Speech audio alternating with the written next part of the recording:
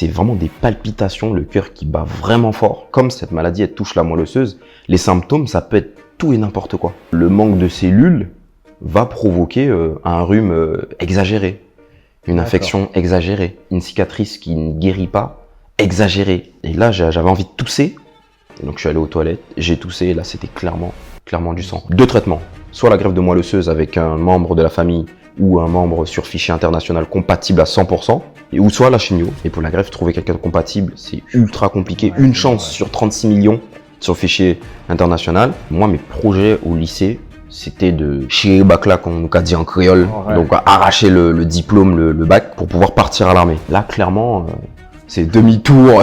Tu ne vois pas plus loin que l'année prochaine.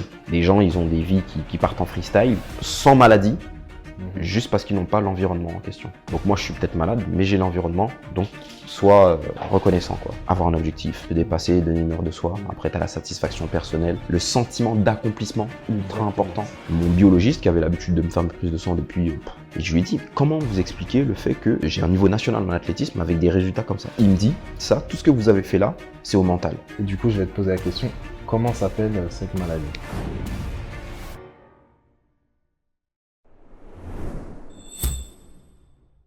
Salut à tous la famille, j'espère que vous allez bien. Et ben aujourd'hui on se retrouve pour un nouvel épisode où j'ai l'honneur de recevoir une personne très inspirante. Et d'ailleurs le thème d'aujourd'hui c'est une détermination de malade. Et ben je suis bien accompagné de la meilleure personne pour en parler, s'appelle Cédric. Salut tout le monde, salut JC. Comment tu vas Cédric? Bah nickel la forme. Et ben écoute, je vais te demander de te présenter avant de parler du sommaire tout simplement.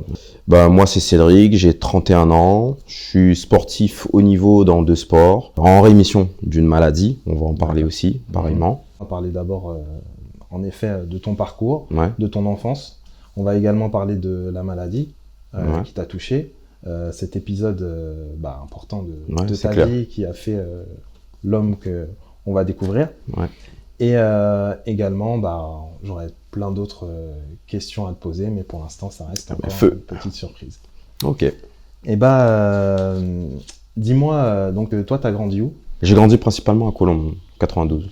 T'as des frères, t'as des sœurs? Ouais, j'ai 2 frères, 2 sœurs. Une grande sœur et 2 petits frères et une petite sœur. D'accord. J'ai vu que justement tu avais sorti un livre, d'ailleurs il est en train de s'afficher au moment où je parle, qui s'appelle Un niveau de malade. Exactement. Donc où justement on pourra un peu suivre ton histoire. On va en parler aujourd'hui. Et justement je voulais rebondir un peu sur ça parce que il me semble que toi tu es quelqu'un de très sportif. J'aimerais que tu me racontes un peu ton parcours sportif pour qu'on arrive justement au moment de cette maladie. Alors principalement dans la famille du côté de mon père, assez sportif, voilà. Pas des sportifs extraordinaires, mais de manière générale assez sportifs. Donc j'ai grandi un petit peu avec cette culture un petit peu de le sport c'est bon pour la santé, c'est bien, faut performer, c'est pas mal, c'est cool. Donc j'ai toujours fait du sport du coup. Au lycée, foot en salle principalement. D'accord. Collège, lycée, foot en salle. Donc 8 ans en tout. Après, par la suite, du coup, quand justement les problèmes de santé ont commencé à se manifester, c'est par la suite que j'ai basculé sur... Et à quel moment justement ça arrivait ce jour où tu as eu cette maladie? Du coup, quel jour ça arrivait vraiment Ouais, c'était sur la fin du lycée. D'accord. Donc un peu avant le bac. On était sur la fin du lycée, donc foot classique, on faisait du foot pendant la période scolaire. D'accord. Et c'est là que je commençais à sentir des palpitations, mais des grosses palpitations, quoi. C'était impressionnant. À ce moment-là, t'as quel âge? T'as 19, je crois, 19 ans. Ouais, 19 ans. Ouais, 18, 19 ans, entre là, Pendant ton foot, tu te retrouves à sortir, c'est quoi? En gros, là, c'est vraiment les tout premiers signes. Mais bon, moi, j'avais pas directement associé ça avec une maladie. J'étais en pleine santé, tout va bien. C'est vraiment des palpitations, le cœur qui bat vraiment fort. Et je pouvais prendre mon pouls derrière mes genoux. D'accord. Voilà. On sentait qu'il y avait quelque chose qui allait pas. Et de moi, tout de suite, je me suis dit, ça, c'est le manque de sport. Faut faire plus de sport. Parce que là, ça va pas, là. C'est comme ça que tu as réfléchi. C'est comme ça, c'est la pensée naturelle qui m'est venue direct. Ça, c'est le manque de sport, ça. J'étais essoufflé, et je me suis dit, mais putain. Alors c'était une période où tu faisais beaucoup de sport. C'était une période où j'enchaînais foot en salle à fond, quoi. Et là, à ce moment-là, qu'est-ce qui se passe À ce moment, on va dire que, ouais, pendant peut-être même peut-être un mois, rien à signaler, juste les palpitations qui viennent comme ça de temps en temps. Là, c'était vraiment le début. Enfin, c'était en lien avec la maladie, mais ça, je ne le savais pas. Et juste avant, on va dire peut-être 6 mois avant, j'avais aussi fait une infection au poumon qui était en relation avec la maladie, voilà, qui était liée indirectement. Voilà.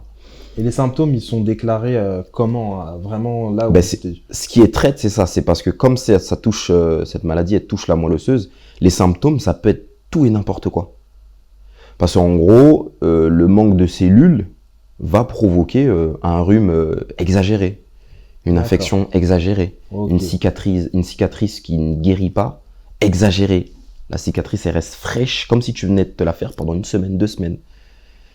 C'est pas la maladie, mais c'est en relation, c'est à cause. Et du coup, je vais te poser la question, comment s'appelle cette maladie? Aplasie médulaire. Aplasie médulaire. Ouais, donc c'est une maladie assez rare, c'est pas commun. Alors tu vas me corriger si je dis des bêtises, mais ce que j'ai lu que l'aplasie médulaire sévère est une maladie rare des cellules sanguines. C'est ça. Qui touche principalement l'adulte jeune. Ouais. Elle est caractérisée par une destruction des globules rouges, des globules blancs et des plaquettes dans la moelle osseuse. C'est ça, c'est exactement ça. Et des patients par leur propre système immunitaire. Ouais. Donc pour qu'on comprenne bien, parce qu'il y en a certaines personnes, c'est du charabia, on ne va pas vraiment comprendre. J'aimerais que tu m'expliques un peu avec des mots compréhensibles. Ouais. En gros, les globules rouges, c'est ce qui sert à oxygéner le corps.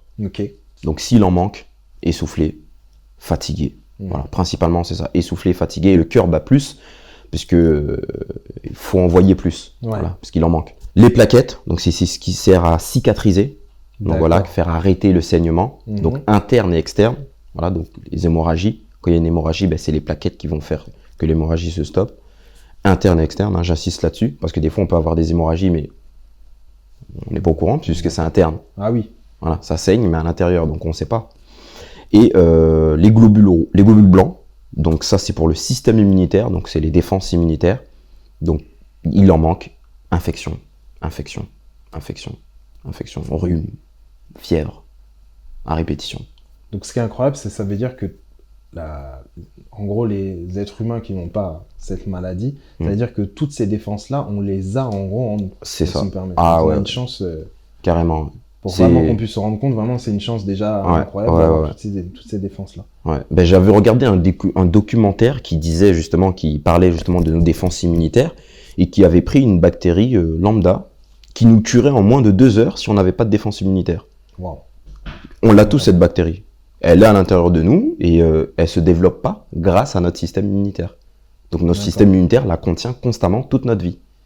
Wow. Donc c'est pour ça que c'est là que cette maladie peut s'avérer être grave, parce que pour un rien, coma, et puis... Et je vais rebondir du coup sur ça, parce que à ce moment-là, dans le cadre de la maladie, on peut se retrouver justement, surtout les proches. Ouais. J'aimerais savoir quelle était leur réaction, justement. C'était la réaction de mes proches, donc ma mère, mes frères, c'était l'inconnu, on va dire. Qu'est-ce qui se passe, pourquoi, où ça, de quoi, un gros questionnement dans un premier temps. C'est ce que moi j'ai ressenti, qui se questionnait, et le soutien, voilà. Parce que j'ai eu le soutien de la famille, voilà. Niveau soutien, j'ai pas à me plaindre, franchement.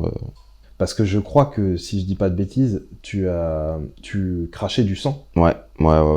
Quand ça, c'est justement après les palpitations, crescendo, là je commence à cracher du sang. Là, à ce au début, voilà. Au début, c'était pas vraiment du sang, c'était vraiment, c'était le terme médical, on vulgarise molar, mais le terme médical, c'est expectoration. Et en gros, j'avais des expectorations qui étaient au début verts, donc classique, et qui viraient un petit peu au rose et après au rouge. Donc le rouge, ça a vraiment viré au rouge au moment d'une séance de sport foot en salle où j'ai reçu un coup de physique, donc classique. Hein. Et là, j'avais envie de tousser. Donc je suis allé aux toilettes, j'ai toussé, et là c'était clairement du sang. Et cette période-là, le temps que ça vire vraiment au rouge, ça a duré peut-être 3-4 jours. 3-4 jours, à peu près. Wow. Ouais. Et dis-moi, est-ce que cette maladie, elle peut toucher les enfants aussi? Ou est-ce que c'est vraiment à partir d'un certain âge? Ah non, elle peut toucher les enfants, ouais. Une petite fille de 12 ans, sa mère m'avait contacté depuis La Réunion. Et ouais, c'était en l'espace de 3 mois, la maladie a eu raison d'elle. Hein. Elle est décédée, 12 ans. 12 ans. C'est abusé. Donc voilà, moi j'ai donné le maximum de conseils que je pouvais donner et tout, mais ouais, ça touche tout le monde. J'ai eu récemment aussi une dame qui m'a contacté parce que son mari est en train de récidiver après 20 ans. Donc ça veut dire qu'en plus cette maladie, elle est guérissable? Oui, et elle est guérissable, ouais. Mais c'est un contrôle continu tout au long de sa vie, en fait. Elle est guérissable, mais de plus en plus. Parce qu'à l'époque où j'ai eu le diagnostic en 2012, c'était technique. Il y avait 2 traitements. Soit la greffe de moelle osseuse avec un membre de la famille ou un membre sur fichier international compatible à 100%, ou soit la chimio, le SL, ça s'appelle, cyclosporine, enfin non, c'est sérum anti-lymphocytaire du cheval ou du lapin.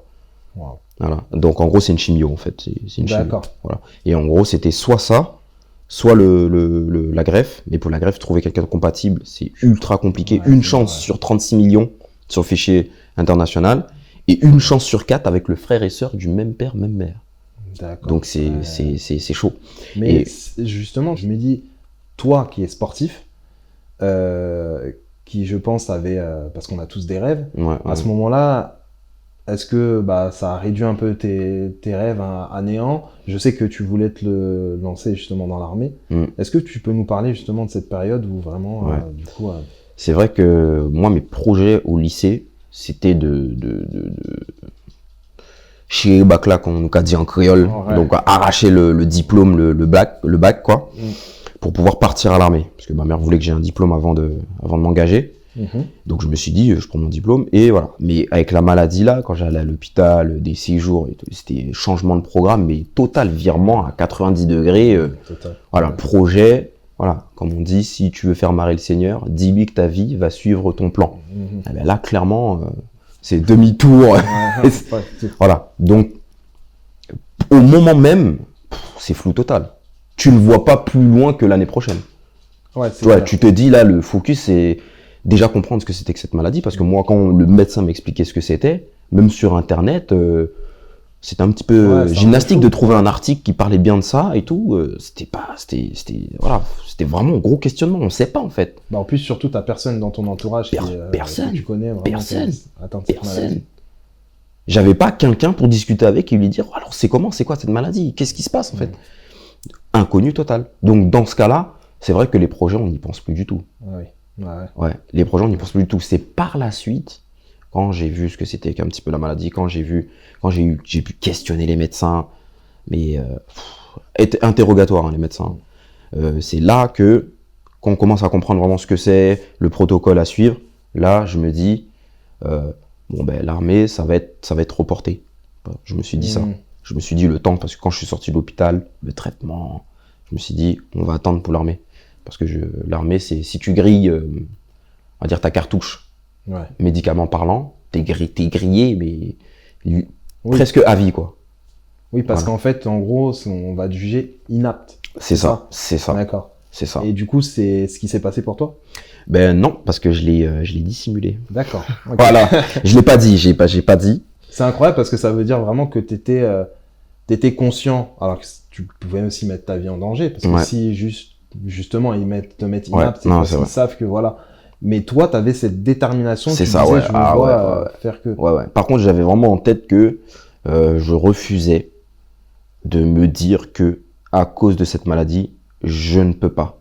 Ça, je me rappelle que même un jour, le médecin discutait avec ma mère et elle a dit, vous savez, votre fils, il est un peu faible et tout. Et moi, j'ai souri en mode, mais elle sait pas de qui elle parle. J'ai souri en mode, si tu savais de qui tu parles, moi, je suis pas faible.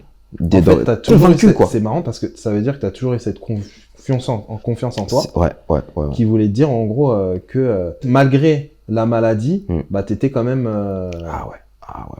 Auto-persuasion, mais à 100%. Et je veux revenir sur un petit truc, c'était que avant de m'engager dans l'armée, j'étais rentré dans la police. D'accord. Mais en attendant, je me suis dit, en attendant l'armée, pour pas griller ma cartouche, médicalement parlant, je vais rentrer dans la police. Voilà.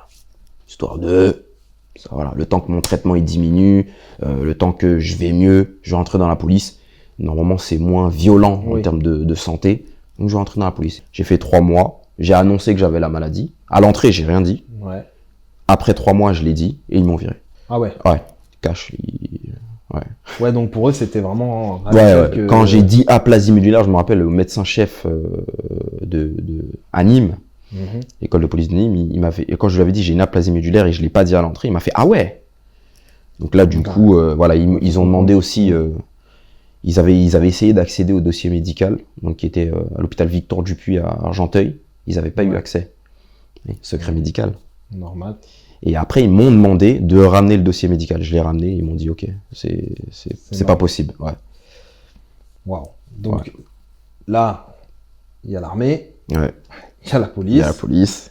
Toi, tu es toujours dans cet amour du sport, de cet amour de l'aventure. Donc je pense que voilà, police, armée, c'est vraiment cet amour pour la justice, un peu, et pour ces métiers, de ce corps de métier. Quelles questions tu te poses à ce moment-là?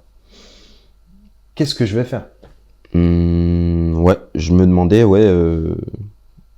gros, 90% concentration sur le problème, 90% de concentration sur la solution.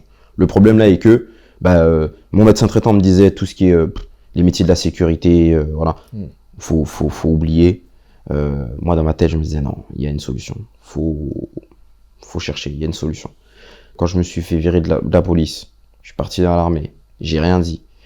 Mais j'ai été obligé de le dire parce qu'ils voulaient m'envoyer au Gabon. Voilà. En opération extérieure, voilà. Et par rapport peut-être au vaccin. C'est ça.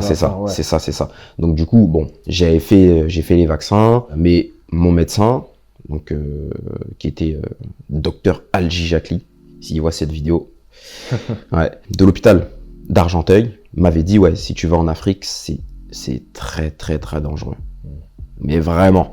Et donc du coup, je me suis dit non, je prends pas le risque. Là en fait, déjà que tu nous as parlé de cette jeune fille de 12 ans, paix à son âme, toi, c'est ce que tu risquais en fait. Tu risquais aussi de perdre la vie. Ah ouais. Donc en fait, cette maladie, en fait, clairement, c'est pas tout le monde qui peut s'en sortir. Ouais, malheureusement. Ouais. Ça me fait penser à un jeune aussi de 21 ans. Au Maroc, sa mère m'avait contacté pareil. Et elle me disait que lui, par contre, psychologiquement, il avait déjà... il était déjà parti. Psychologiquement, il était déjà parti. Et forcément, quand la psycho, elle lâche, le corps y suit. Ouais. Donc elle me disait que il a plus goût à rien. Dans son lit d'hôpital, plus rien. Et 2-3 mois après, pareil. Ça doit être très difficile aussi pour les proches. Ah oui, non mais... dans ces moments-là, parce que je pense que on aimerait en fait qu'ils s'accrochent, mais c'est tellement difficile, on peut pas le faire aussi à leur place, on peut les accompagner. Et je pense que ça a été le cas pour ta famille, pour ta maman. Ouais, après je sais pas, parce que je sais que ma mère elle était dans l'optique, je me rappelle plus où est-ce que j'avais eu des échos, que comme quoi ma mère voulait pas se montrer entre guillemets faible devant moi, parce qu'elle voyait que moi, je me montrais fort face à la maladie. D'accord. Elle me soutenait justement dans cette démarche d'être fort face à la maladie. Donc, j'ai pas vu ma mère flancher plus que ça. Et ça m'a soutenu aussi. Sans t'en rendre compte, en fait, t'as donné de la force à ta mère. Clairement. Voilà, en fait. Le fait de voir, sans penser à sa place. Mais je me dis, mon fils, il est là, il se bat, il se plaint pas, il est là. Mais c'est lui qui le vit. Moi aussi, ça me fait du mal parce que c'est mon fils. C'est mon amour. Et il est là, il se bat. Moi aussi, c'est pareil. Je pense que c'est clairement dans l'optique. Elle était dans cette optique-là. J'en suis persuadé. En tout cas, niveau soutien de la famille, j'avais le soutien que je voulais, quoi. Si j'avais besoin d'une oreille pour parler, tout le monde était présent. Les amis aussi, pareil. Donc ça, c'est franchement, ça c'était... Et ça, j'insiste dans mon livre, c'est un gros plus. L'entourage. Ah ouais. On en avait parlé un peu que ensemble, on va plus loin. Tout seul. Voilà. Donc, et ben voilà. Du coup, parce que là, on est passé sur tous ces refus. Est-ce que tu peux nous raconter un peu, du coup, la suite? Parce que moi, ce que je trouve impressionnant, c'est qu'à travers ça, malgré tout, tu faisais du sport à haut niveau, quand même. Donc, je crois que tu faisais de l'athlétisme. Je crois que tu as fait aussi du street workout. C'est ça. Est-ce que tu peux nous raconter ce passage? Quand je suis sorti de chimio, je me suis dit, ok, bon, problème de cardio, j'avais pas autant de connaissances sur tout ce qui est santé et nutrition qu'aujourd'hui. Donc j'ai vulgarisé, je me suis dit, ok, il faut faire du sport. Ouais. Le sport, c'est bon pour la santé, il faut en faire. Donc voilà, je me suis dit, inscription à l'athlétisme pour avoir du cardio. Voilà, j'ai vulgarisé. Et je me suis dit, le street workout, je me suis dit, on y va à fond. Et j'avais une équipe de street workout à ce moment-là, les Iron Brothers, big up l'équipe. Et en gros, cette équipe m'a boosté, quoi. Clairement, j'étais le leader de l'équipe.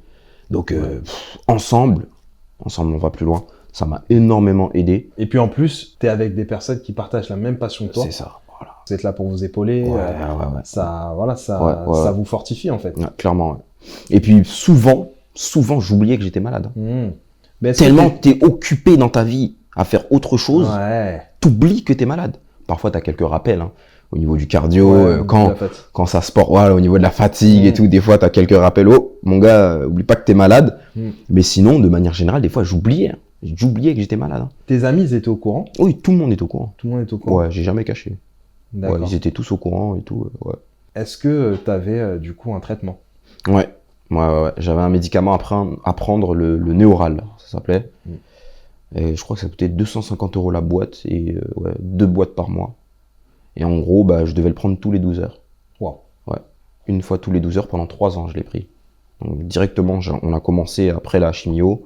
Et pendant 3 ans après la chimio, c'est le traitement que je suivais pendant l'école de police, le traitement que j'ai suivi pendant que j'étais à l'armée. Et même en fait, pour me virer de l'armée, j'ai dû passer dans une commission d'hématologues militaires à Bordeaux. Et eux, ils m'ont dit, vous avez pris de gros risques en prenant les vaccins. En plus. Parce qu'à l'armée, on prend les vaccins, je crois que c'est 4 vaccins par piqûre. Et on m'a dit que je prenais de gros risques. Et c'est vrai que j'étais lessivé après, pendant 2 jours après le vaccin, j'étais lessivé. C'était le gros risque que j'ai pris avec le traitement qui a fini justement en 2015. Et c'est là que j'ai pu justement relancer la commission pour pouvoir réintégrer la police nationale. Parce que j'étais plus sous traitement. Il m'avait dit de revenir quand t'es plus sous traitement. Ok, d'accord. C'est ça. Donc, mais si t'étais plus sous traitement, ça veut dire que tu étais guéri. Est-ce que pour eux, c'est ce que ça voulait dire, mais alors que tu n'étais pas en fait? Je sais pas pour eux qu'est-ce que ça voulait dire, mais en tout cas, ils voulaient plus de traitement, eux. D'accord. Voilà. Mais non, je n'étais pas guéri. Parce que mes résultats sanguins étaient... la moyenne, elle est là, moi j'étais là. Juste un petit peu en dessous. C'est une partie qui ne pouvait pas gérer. En même temps, on peut les comprendre. Oui, ils se dédouanent. Oui, ils veulent pas prendre de risque. Ah oui, là, c'est le parapluie, comme on dit, ils se couvrent. Plus de traitement. Donc ça veut dire que le médecin a décidé d'arrêter le traitement. Tout va bien. Là, on peut envisager une commission médicale. Donc là, tu es rentré à ce moment-là dans la police nationale. Ouais. Après, je suis rentré définitivement jusqu'à aujourd'hui en 2016. D'accord, donc depuis 2016, tu es à la police nationale. C'est ça, voilà. Est-ce qu'il n'y avait pas de problème? Tu te sentais... Je me sentais bien. Il y avait un petit peu... je ressentais parfois les effets parce que j'étais toujours en dessous de la moyenne au niveau des résultats. Et depuis justement 2016, les résultats sanguins diminuaient progressivement. Mais vraiment lentement. J'aurais te demander quel est le message que tu pourrais passer aux personnes qui souffrent d'une maladie auto-immune ou autre et qui ont parfois tendance à baisser les bras. Là maintenant avec le recul, au début j'étais borné, en auto-persuasion, je suis fort, je vais guérir, faut que je guérisse, etc. Mais là avec le recul, je dirais aux personnes de se dire que le fait d'avoir un coup de mou, d'avoir le moral qui flanche, la psychologie qui flanche, c'est quelque chose de normal. Il nous arrive quelque chose, c'est pas tous les matins que ça nous arrive, c'est quelque chose de nouveau. Wow. C'est normal que... voilà, c'est une période, faut l'accepter. Parce qu'en essayant de refouler, c'est là que ça s'assoit sur nous en fait. Ça t'est arrivé de retourner? Ouais, bien sûr. Moi, je me dis chaque chose en son temps. Là, c'est la période où je suis paraplapla moralement, psychologiquement. Et on se relève. Voilà. Et en fait, le fait d'être dans cette optique-là, ça aide. Je dis pas que ça va être la porte de sortie, ça va tout soigner, que ça va, non. Mais ça aide. Et surtout, à son échelle, essayer d'être proactif. Il faut se demander, à son échelle, qu'est-ce qu'on est capable de faire pour justement aller dans le sens de son objectif. Donc la guérison, de meilleures relations socialement parlant, une meilleure psychologie, un meilleur mood. Qu'est-ce que je peux faire pour aller dans ce sens-là? Faire quelque chose que j'aime, le jardinage, peu importe, un sport collectif, aller voir ses amis, passer du temps avec ses amis ou avec sa famille. Voilà. Mais à son échelle, on est tous capables de faire quelque chose pour pouvoir aller dans le sens de son objectif, malgré justement les problèmes de santé. Et ça, c'est quelque chose qui sera toujours bénéfique. Ouais. J'ai une amie qui a eu une leucémie, et elle parle d'une trousse à outils. Donc en fait, dans cette trousse à outils, c'est des outils qui vont l'aider à construire sa guérison. Et bien, le fait d'agir dans le même sens que la guérison, et bien en fait, on remplit sa trousse à outils. Ouais. Voilà. C'est comme ça que j'imagine le truc. Voilà. On doit être proactif. Ça, c'est très important. C'est très important. Pour moi, en tout cas, c'est ce qui a fait le café. Est-ce que tu as eu un suivi psychologique Pas du tout. Pas du tout. Il y a une psychologue qui venait pour ma première chimio, et il y a une psychologue qui venait une fois par semaine. Ouais, elle me questionnait pour savoir si tout allait bien et tout. Et moi, je faisais exprès de parler que du sport. Et de lui dire que la seule chose qui me préoccupait, c'était mon niveau sportif qui régressait. Le sport, c'était ta thérapie un peu. Ouais, clairement. C'est le médoc. Ouais. Au niveau de tes performances, ouais. Justement, parce que je sais que tu es un coureur de 60 mètres. Ah, c'est ça. Voilà. 60-100, les courtes distances. Ouais. Justement, les personnes qui t'accompagnaient, même les entraîneurs, ouais. Est-ce que le fait d'entendre ça, ils se disaient, on va alléger sa séance? Est-ce qu'il y avait, ils te prenaient différemment? Parfois, oui, sur la séance, c'est possible qu'ils me disaient, souvent ils me disaient, garde ton rythme, hein, va à ton rythme. Mm-hmm. Après, souvent, on fait des groupes de niveau aussi, pareil, si on sait que la séance est tape au niveau du cardio. Donc ouais, parfois, souvent, ils me disaient que ouais, chacun son rythme, ça sert à rien de s'exterminer ou quoi. Et puis, c'était souvent un message global et ils m'ont jamais vraiment pointé du doigt. Toi, Cédric, vu que t'es malade, tu dois... Si on est un peu trop compatissant, si on montre trop du doigt la maladie et dire oui, mais toi, tu peux pas. Est-ce que justement, on tire pas une balle dans le pied à cette personne-là? Si le fait de leur dire, de leur rappeler tout le temps, systématiquement qu'ils sont malades, ouais, ça peut très bien, ça peut en tout cas jouer en leur défaveur. Parce que, par exemple, dans mon cas, où justement j'ai été un petit peu dans... Je sais que je suis malade, mais j'essaie de me convaincre que je ne le suis pas. Et les personnes se comportaient tout comme autour de toi, justement. C'est ça, c'est ça. En gros, les personnes se comportaient de manière générale comme si je n'étais pas malade. L'important, c'est qu'en fait, on ait l'impression que tu te sentes comme les autres. Ouais, c'est ça. En tout cas, pour moi, c'était important. Les autres, moi, je leur en parlais pas. Je vais pas leur dire, essayez de me traiter comme X, comme X, comme X, non. C'est juste que moi, personnellement, voilà, je ne suis pas malade. Je fais je fais la séance comme tout le monde. Et un truc qui était encourageant, c'est qu'à la fin de la séance, on est tous KO. Donc je me suis dit, malade, pas malade, on est tous KO en fait. Je trouve que c'est quelque chose qui est bénéfique en fait. Au final, ça t'a beaucoup aidé, mais ça reste du cas par cas. Ça reste du cas par cas. Ça reste du cas par cas. Ça reste du cas par cas. Je pensais à ce sport que tu pratiques, le handstand. Ouais. Donc là, on le voit donc à la caméra un peu ce que c'est. C'est un marché en fait sur les mains. C'est ça. Et justement, tu arrivé encore à mettre encore du monde à tes côtés pour développer ce sport. Ouais. Ben, en gros, ce sport, c'est une catégorie du street workout. Le street workout, il y a plusieurs catégories. Il y a le freestyle, il y a le statique, il y a le street lifting, voilà, il y a le handstand. Et en gros, le handstand, la spécialité, marcher sur les mains. J'ai développé ce goût pour ce mouvement, justement, quand j'étais dans mon équipe de street workout, quand j'étais leader des Iron Brothers. J'étais avec une équipe de gars assez compétents, des gars assez déterminés, tout comme moi. Et ces mecs-là progressaient énormément et progressaient vite.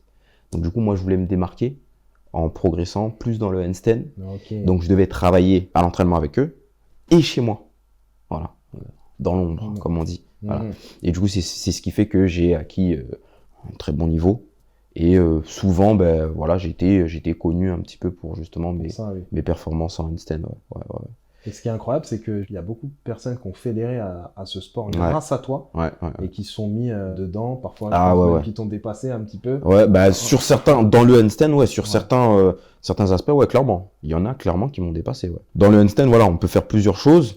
Il y a des choses que je sais pas faire, d'autres que je sais faire. Et il y a des gens qui, à la base, ont commencé sur mes événements qui sont dédiés au handstand. Ces gens-là, 2 ans plus tard, ils étaient plus forts que moi sur certains aspects du handstand. Et ça, je trouve ça stylé à la mort. Parce que le gars est venu, il a trouvé la lumière et boum, c'est devenu un monstre. C'est bien parce que ça veut dire que tu aimes bien, justement, élever aussi. Ah oui, mais bien sûr. Bien sûr, j'ai remarqué que, comme on disait tout à l'heure, par exemple, par rapport à ma mère, qui a vu que moi j'étais solide, donc elle voulait être solide, et moi le fait de l'avoir solide, ben ça me rend encore plus solide. Au final, tu vois que c'est mutuel. Et le fait de booster des gens, ben moi ça me booste en fait. Et tout le monde gagne. T'es doté quand même d'une détermination qui est en toi, je pense que depuis très longtemps. Ouais. Et est-ce que tu penses malgré tout que tu aurais été aussi déterminé si tu n'avais pas vécu cette maladie? Ça c'est the question. Avant de refaire ma chimio, ma greffe de moelle osseuse il y a 2 ans, mes résultats, j'avais fait une prise de sang où c'était vraiment critique. Parce que j'allais à l'hôpital 1 fois par semaine pendant 8 mois avant de retourner à la greffe, la chimio et tout. Parce que c'était un nouveau traitement. Sur chimio, ah ouais, non mais ça a enchaîné. Parce que comme je t'ai dit, depuis 2015, ça descendait tout doucement jusqu'à il y a 2 ans où c'était critique et je pouvais, une fois par semaine, je devais me faire transfuser. Et en gros, à ce moment-là, mon biologiste, qui avait l'habitude de me faire mes prises de sang depuis... et je lui ai dit, comment vous expliquez le fait que j'ai des performances, j'ai un niveau national en athlétisme avec des résultats comme ça? Il me dit, ça, tout ce que vous avez fait là, c'est au mental. Parce que c'est pas possible, mais c'est très difficile de faire ce que vous avez fait avec des résultats comme ça. Parce que je lui avais dit qu'il y a une chimio qui était prévue, etc. Et il m'a une greffe. Et il m'a dit, mais voilà, mais maintenant, faites attention parce que quand vous allez faire cette greffe de moelle osseuse et que vous allez vous débarrasser de cette maladie, est-ce que vous n'allez pas vous débarrasser de toute cette hargne, de toute cette envie de tout dégommer, même avec la maladie? Parce que peut-être que, il dit que ça, il l'a déjà vu, des gens qu'une fois guéris, eh ben, la motivation et tout partait avec la maladie. Eh ouais. Ben oui, il y a plus de challenge. Il disait que, donc, il a déjà vu ça. Il a déjà vu ça. Donc, de faire attention. Et moi, je me suis dit, faut que je me trouve un autre. Pourquoi un autre? D'accord. T'as cogité un peu. Ah oui, ça m'a fait cogiter, ouais, clairement. Parce que j'ai tout de suite... L'être humain a besoin d'objectifs et tout pour avancer. Et voilà. Et ça, je l'ai dit dans le livre. Ouais. Il faut un target. Il en faut un. Donc, moi, je me suis tout de suite, avant même de partir en chimio, greffe de moelle osseuse, etc., je me suis dit, il me faut un target. Et le target, ça sera d'exploser tous mes anciens records. Ouais. Parce que je suis en rémission. Je suis censé être en meilleure forme. Donc, on va tout exploser. C'est l'objectif. Oui, voilà. Bah oui, parce que tu avais ces objectifs. Eh oui. Mais voilà. Justement, en quoi la guérison mentale et spirituelle est plus importante que la guérison physique? Parce que c'est le début. C'est le commencement. Ça commence par là. L'un ne va pas sans l'autre. L'un ne va pas sans l'autre, ouais, à mon sens, ouais. Et surtout, il y a un ordre. Tu guéris pas physiquement et après mentalement. Tu guéris mentalement, psychologiquement, et après, physiquement, ça suit. Après, moi, j'ai une petite hypothèse, c'est que notre corps est composé de cellules, millions, milliards de cellules. La façon que tu es, de la façon dont tu penses, la façon dont tu réagis, donc la façon dont tu agis, parce que réagir, c'est deux choses différentes. La façon dont tu penses, tu réfléchis, peu importe tout l'être que tu es, eh ben, c'est exactement la même personne au niveau cellulaire. Une cellule sera exactement comme tu es. Nous devenons ce que nous pensons. Ouais, voilà, mais clairement. Donc en gros, si tu as envie, tu es déterminé à atteindre un objectif, ben, toutes les cellules de ton corps le seront aussi. Ça, c'est mon hypothèse. C'est pas prouvé, il n'y a pas d'études ou tout ce que tu veux. Mais ça, j'y crois. Et en gros, dans mon livre, j'explique aussi que parfois, il y a des choses, on ne sait pas si c'est vrai ou si c'est faux. Mais si c'est faux, il n'y a aucun impact. Ouais. Et si c'est vrai, ben, magnifique. Ouais, c'est clair. Enjoy. Et c'est ce qui a marché un peu pour toi, on peut le dire. C'est ce qui a marché pour moi. Moi, j'explique vraiment la recette, le cocktail qui m'a aidé.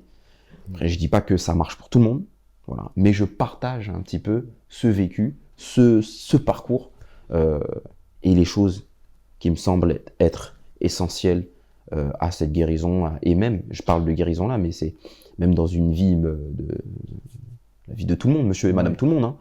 Avoir un objectif, se dépasser, donner une humeur de soi. Après, tu as la satisfaction personnelle, le sentiment d'accomplissement, ultra important. C'est très important. Ultra important. Bah, du coup, je te sens de bons conseils. Bah, je vais rebondir sur ce petit jeu. C'est le jeu du plutôt ci ou plutôt ça. Tu vas nous dire ce que tu penses. C'est un peu, voilà, là, on retombe, c'est un peu plus léger, mais voilà, j'aimerais qu'on fasse ce petit jeu où tu devras choisir une seule des réponses qu'on a. Avec justification ou... On va voir. Ok. C'est des sujets divers et variés. Voilà. Dis-moi, quel est le combo parfait qui crée l'ami idéal selon toi? Toi qui as été en plus bien accompagné, on peut le dire. Est-ce que c'est un ami généreux, drôle et à l'écoute? Est-ce que c'est un ami loyal, franc et inspirant?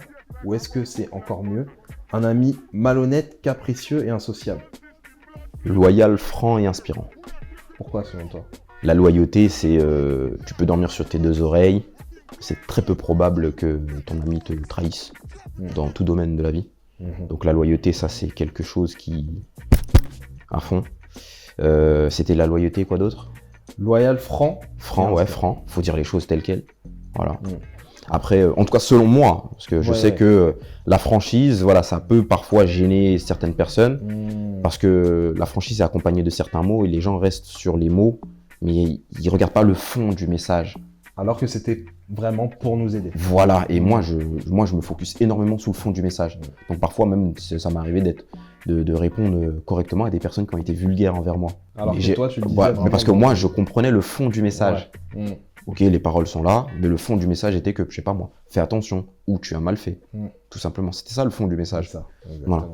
Donc je me dis que ouais, c'est ça. Et le troisième critère, c'était... Inspirant. Ça, c'est un combo parfait. Bon. Loyauté, inspirant, magnifique. On va passer à la deuxième question. Toi qui es policier, si tu avais 3 appels en même temps pour une intervention et que tu pouvais en résoudre qu'une seule d'elles, laquelle ce serait? Est-ce que ce serait une course-poursuite après un casse de bijouterie? Est-ce que ce serait une rixe entre 2 bandes rivales armées? Ou est-ce que ce serait un vol de sac à main d'une belle star hollywoodienne que tu aimes beaucoup? T'es plutôt Fast and Furious, t'es plutôt... ouais, j'ai plutôt la rixe. La rixe. Ouais, je partirais plutôt sur la rixe. Et le sac à main de la star hollywoodienne, non, je m'en fous. Voilà, c'est un petit sac à main. Elle va s'en sortir. Elle va s'en sortir. Elle va s'en sortir.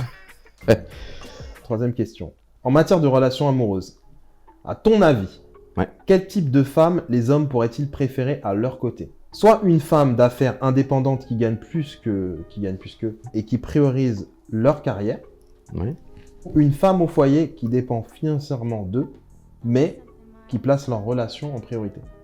Une femme au foyer qui dépend financièrement d'eux et qui place la relation en priorité, large. Ah ouais, et toi? À large. Moi, bah oui, ça. Toi, ce serait oui, de loin. Parce qu'il y a des hommes qui peuvent se dire, bah moi, une femme d'affaires indépendante en plus qui gagne plus, ça veut dire que... Ouais, mais qui est moins souvent présente aussi. Ouais, exactement. Ouais.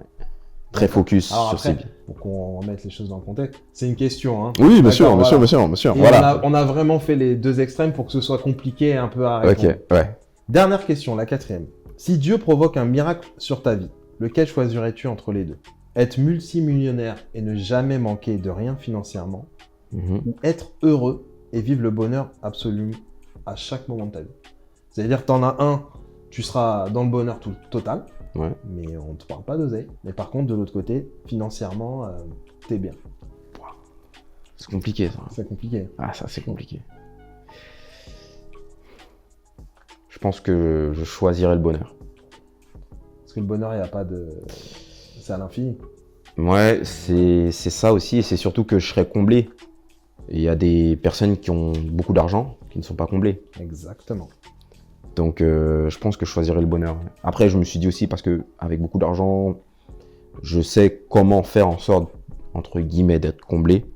Voilà, c'est pour ça qu'il y a des personnes qui pourraient répondre la première, en fait. C'est ça, c'est ça. En fait, on peut pas critiquer l'un ou l'autre, parce que... C'est ça, voilà. Entre guillemets, bon, moi, j'aurais choisi la deuxième. Mais si la première peut se dire, j'ai la tête sur les épaules, si demain je suis multimillionnaire, dans la logique, je vais pas faire de bêtises. Voilà. Mais est-ce que c'est ça qui va me combler de bonheur tout le temps? Il n'y a rien de sûr. Voilà. Il n'y a rien de sûr. Mais par contre, si c'est Dieu qui te donne le bonheur, là, il y a tout de sûr, je prends. C'est clair. Ouais, je pense que je prends. C'est une vraie réalité. À travers tous les messages qu'on a partagés ensemble, il y a bien des choses que tu aimes sur toi. Et j'aimerais que tu me dises, parce que souvent, on a du mal un peu à se dire, à se donner des compliments. C'est un truc qui est un peu difficile à faire, difficile à dire, mais on ne devrait pas. Dis-moi une chose que tu aimes physiquement chez toi, une seule, et 2 traits de caractère que tu aimes sur ta personnalité. Alors physiquement, je me trouve vas-y. athlétique. Voilà, athlétique. Ça me plaît. Ouais, ça te plaît. C'est un physique que j'ai travaillé, que j'ai peaufiné. Voilà. Donc ton corps. Ouais, mon corps, ça me plaît, je kiffe, j'aime bien. Et 2 traits de caractère, on va dire le recul et essayer de comprendre les choses en profondeur. Ça, j'aime bien, parce que ça peut éviter pas mal d'erreurs.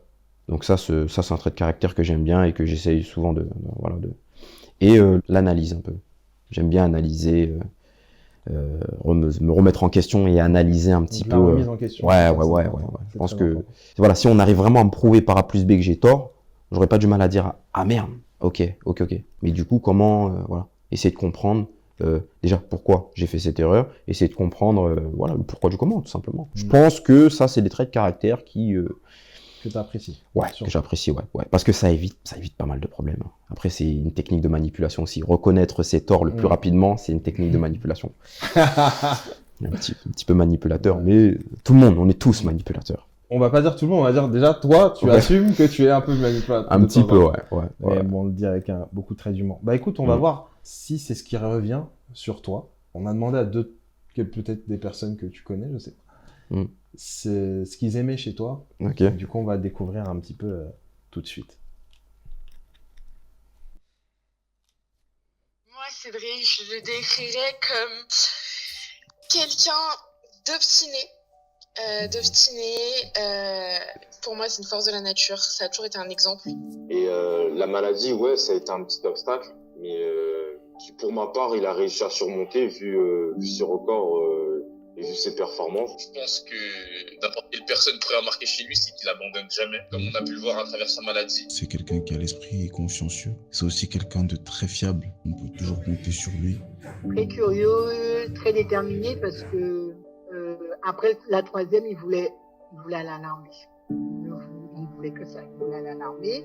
Et moi, en tant que maman, je lui ai dit, si tu veux aller à l'armée, tu iras à l'armée après le bac. Du coup, il a essayé de faire en sorte que la maladie ne soit pas là. Ça veut dire qu'il continue le sport, il ne s'est pas arrêté pour autant. Et s'il est disponible, il fera le maximum. Et ça, je pense que aujourd'hui, c'est une qualité extrêmement rare chez les gens. C'est vrai qu'on pourrait se dire que 12 ans, voilà, des fois, il y a certains frères avec 12 ans d'écart, ils n'ont pas forcément des grands liens entre eux. Mais moi, personnellement, Loops, il m'a toujours mis dans le droit chemin. Ça a toujours été un exemple pour mon Loops, comme Jérémy, un exemple parfait. Il n'aime pas avoir tort. Si on l'écoute, il n'a jamais tort. Mais non, c'est quelqu'un, par contre, qui sait ce qu'il veut. Quand il veut quelque chose, il se donne les moyens de l'obtenir. Et c'est ce qui m'a toujours montré depuis petite. Et même à l'heure d'aujourd'hui, je fais des études de droit et il me pousse vachement. Voilà, il est drôle, ça c'est la base. C'est quelqu'un qui regarde beaucoup autour de lui. C'est toujours, par exemple, les réunions entre cousins qu'on a fait, c'est toujours lui qui a fait les devants, qui a pris les choses en main. Voilà, toujours engagé pour. Donc il sait qu'il y a pire, en fait. Et en faisant ça, je pense qu'il donne de la force justement à ceux qui sont dans le même cas que lui un peu. C'est un de mes plus vieux amis. On est amis depuis 6e, si vous faites le compte, ça fait plus de 15 ans qu'on est amis. En fait, lui, il va être dur avec lui parce qu'il sait ce qu'il veut, il va se donner les moyens de l'obtenir. Et par rapport aux autres, il va nous pousser à obtenir ce qu'on veut sans être dur avec nous. C'est-à-dire qu'il va pouvoir se contenter, entre guillemets, de nous féliciter pour les petites étapes qu'on va passer, justement pour nous pousser à réussir derrière. Il a toujours été attentionné, toujours prêt à aider. Et il a toujours été déterminé dans tous ses choix de vie, tous ses choix de carrière, tous ses choix sportifs. Il n'a jamais perdu ses objectifs en vue. Et même face à l'échec, il a toujours su se relever. Je me souviens, j'avais vu des photos où il était branché un peu de partout. Donc à mon âge, je trouvais ça vraiment impressionnant. Oui, parce que lui, il était courageux, donc je puisais. Peut-être que lui, il a puisé en moi, et moi, j'ai puisé en lui. Nos oncles, qui sont du coup de la génération au-dessus, me disent clairement que Loops, il incarne quand même quelque chose de très important dans notre famille. C'est un frère qui montre et qui donne l'exemple. Dans le sens où il va pas me dire Jérémy, fais comme moi. Mais t'éloigne pas de tes objectifs non plus. S'il peut aider, s'il peut protéger sa famille, je pense qu'il le fera. En termes de vie, de sport, de business, ça reste un exemple pour moi. C'est lui qui est très serviable. Il a eu une grosse maladie qui a fait que ça l'a énormément freiné et c'est pas pour autant que ça l'a arrêté dans quoi que ce soit. Ce que j'aime chez lui, c'est que c'est quelqu'un qui ne baisse pas les bras malgré la difficulté. Et ça, c'est vraiment quelque chose qui nous inspire, nous, et même toutes les personnes qui le suivent sur Instagram, qui lisent son livre, etc. C'est vraiment quelque chose pour nous qui est inspirant. Quelqu'un qui a ses objectifs, qui sait où il va, qui sait ce qu'il veut, on ne peut que lui souhaiter de les atteindre. Encore aujourd'hui, je me suis sur ce qu'il fait. Quand il dit quelque chose, il va le faire. Il y a une de ses phrases qui dit affirme que tu deviendras ce que tu veux être. Donc ça aussi, c'est vraiment une phrase qui est restée dans ma tête. Mes enfants, on n'était pas riches, mes enfants n'avaient pas les derniers jouets, on n'était pas dans une belle maison, on n'avait pas de beaux meubles, mais mes enfants étaient propres, ils avaient toujours à manger. Ça, c'était mon principe. Même à côté, on a eu des petits soucis de famille. Pareil, il n'en a jamais pris compte et il avançait. Il faisait qu'avancer, il regarde pas derrière lui. Le fait qu'il est audacieux, parce qu'en fait, pour moi, il a vraiment fallu de l'audace pour pouvoir combattre cette maladie. Et chaque fois que moi, le regardais, ça me faisait rester sur mon chemin, en fait. Après, ce modèle, on retransmet de génération en génération et ça se perd pas. Malgré les hauts et les bas qu'il a pu avoir dans sa vie, il s'en est toujours sorti. Je suis fier de lui. Je suis fier de lui par rapport à son parcours, par rapport à tout ce qu'il a enduré. Je dirais que pour les personnes, pour tout type de personnes, on peut s'y trouver en lui, on peut y trouver une motivation en lui. Je pense que de par sa force morale et le fait que malgré en tout cas les difficultés, malgré la douleur, malgré la souffrance qu'a pu en tout cas lui causer en tout cas cette maladie-là, il a toujours gardé l'énergie. Franchement, il faudrait qu'il reste comme il est. Il n'a pas changé, il est excellent comme il est. Qu'il continue comme il est. Même si t'es pas dans le sport, même si t'es pas du tout sportif ou pas du tout business, mais tu peux te motiver par rapport à ses citations et son parcours. Qu'il puisse réussir tout ce qu'il va entreprendre, qu'il puisse réussir vraiment tous ses projets. La seule chose que je dirais à Loops de changer ou d'améliorer, c'est son rire. Sinon, je lui dirais rien d'autre.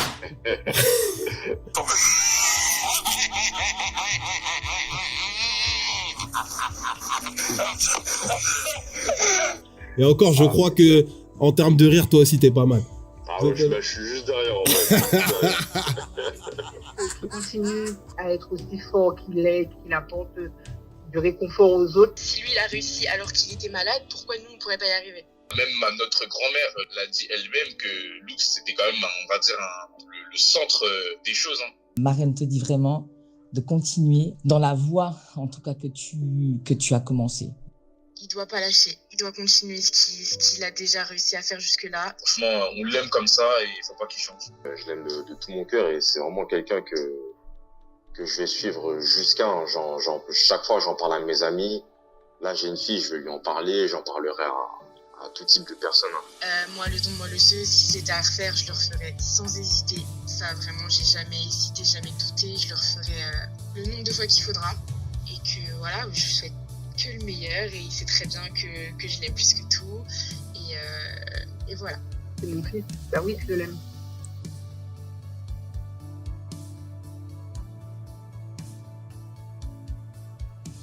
Franchement, pas mal, hein. Vraiment. Voilà, c'est le témoignage que les personnes autour de toi disaient ce qu'ils aimaient sur toi. Je pense que tu t'attendais pas à ce qu'ils disent ça, enfin que ce soit comme ça, mais en tout cas. Ouais, c'est. Qu'est-ce que ça te fait d'entendre ça? C'est touchant, hein. C'est touchant d'entendre ces messages-là de la part de mes proches. C'est les proches qui ont été là pour moi depuis le début, hein, depuis 2012, hein, depuis le diagnostic. C'est touchant d'entendre ça et ouais, franchement, c'est cool. C'est cool, ça fait plaisir. Ça booste aussi, voilà, c'est comme je disais, l'environnement, voilà, un échantillon de mon environnement qui booste, qui aide. Et franchement, ouais, nickel. En tout cas, merci pour ça, hein, JC. Franchement, écoute, tu pourras les remercier, bien sûr. Il y a quelque chose qui m'a frappé à travers ce témoignage, c'est on parle de ta mamie. Tu dis justement que tu étais un peu le centre des choses. Tu es un peu comme ce noyau dur qui a fait que toutes les personnes de ton entourage, les proches, se sont dit, nous aussi, il faut qu'on s'accroche. En fait, tu as donné une force incroyable aux personnes de ta famille, à tes amis, cette force qui vient du cœur. Comment tu as été fait, comment Dieu t'a fait.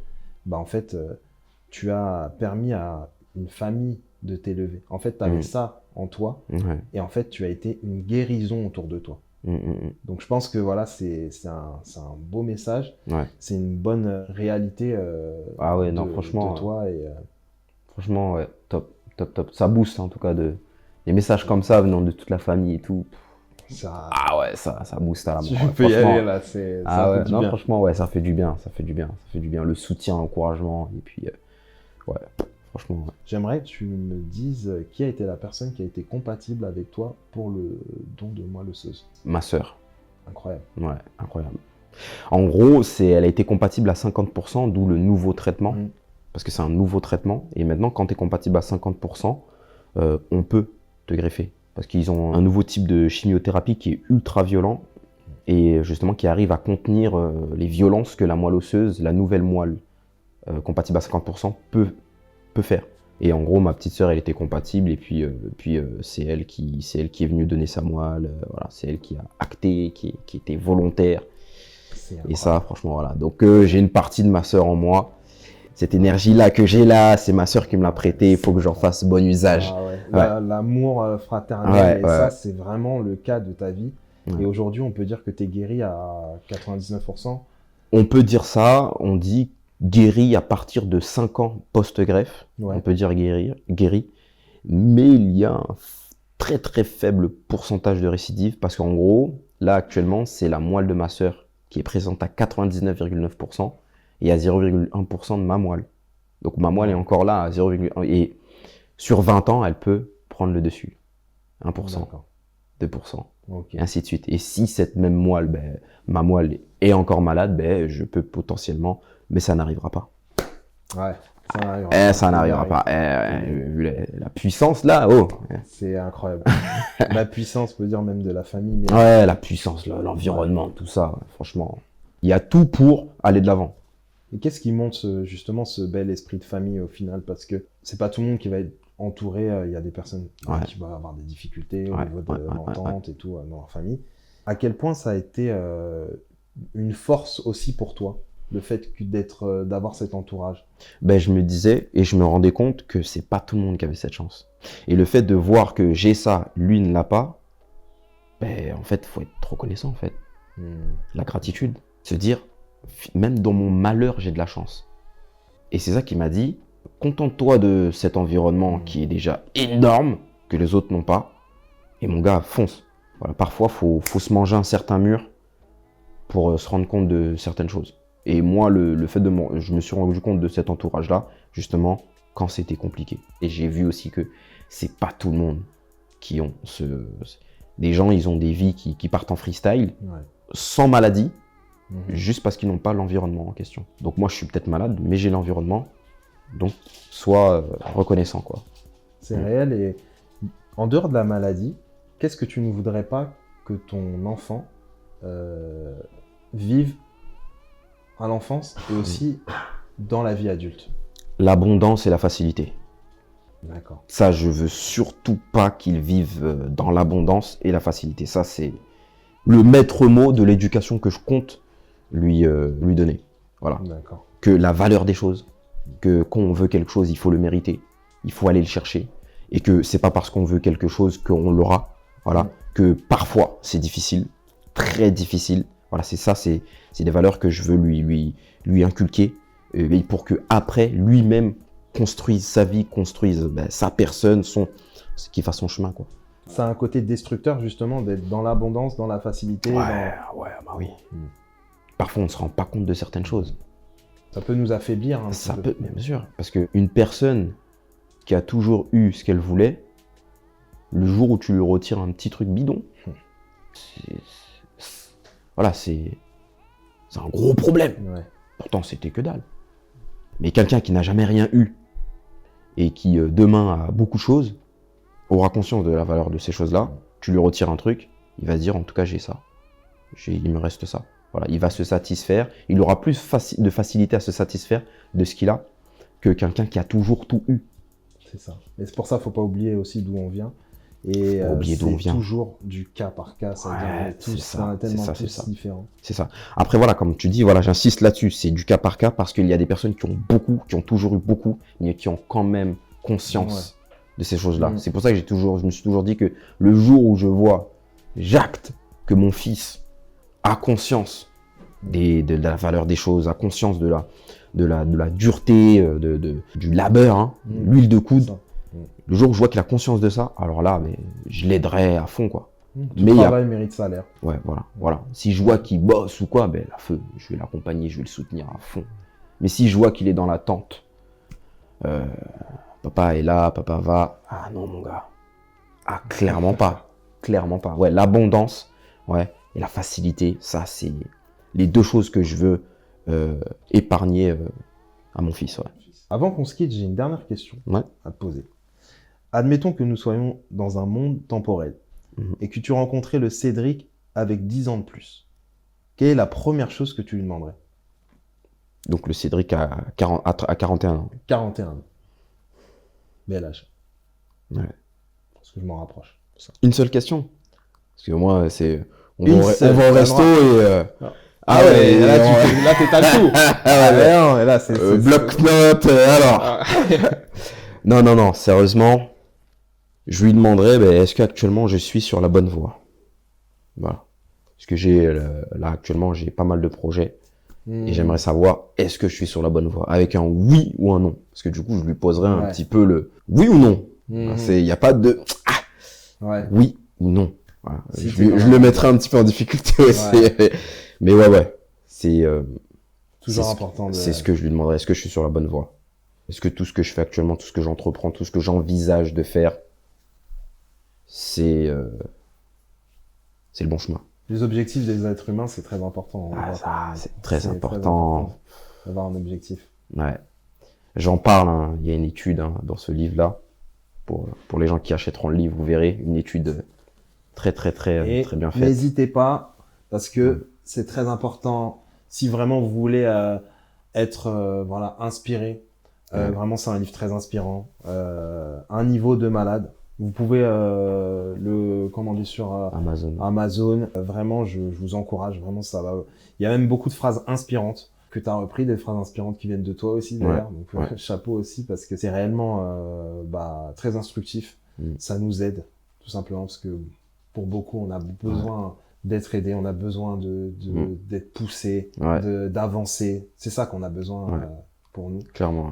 Je vais demander au boss Mr. Jerry de nous ramener un bol avec une phrase inspirante que tu vas prendre. Voilà, donc il y a une phrase inspirante. Voilà, dans ce petit papier. J'aimerais que tu nous la lises.